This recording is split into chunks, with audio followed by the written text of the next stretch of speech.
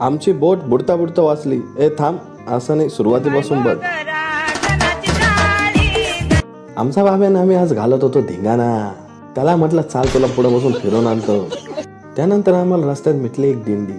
त्यामध्ये मस्त लहान लहान मुले झेंडे घेऊन चालली होती. त्यानंतर आम्ही आमच्या आदिल शेठला घेऊन फिरायला निघालो. मी आईचा लाडका म्हणून तब्येत चांगली, मला एकट्याला झडून तुझी टोळी पाळली, कारण पाठीमागं नेहमी माझी. दिंडी बघून आमचा बाब्या म्हटला चला आपण बी कुठेतरी देवदर्शनाला जाऊ.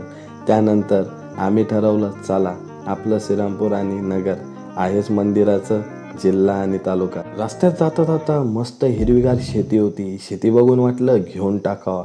आमच्या आदित्य भाऊला म्हटलं घेऊ का. तो मनातल्या मनात म्हणाला तेरा बाप यहाँ छोड़कर गया था कि तेरी माँ.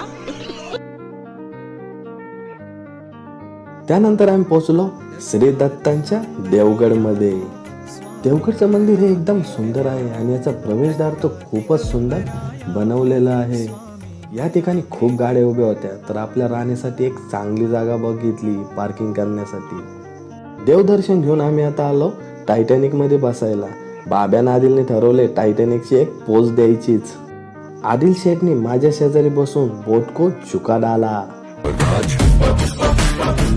आम्ही बसलो आणि बोटचं पेट्रोल संपून गेलं.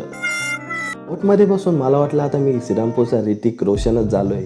त्यामुळे मी क्रिसचा एक सीन रेकॉर्ड करून घेतला.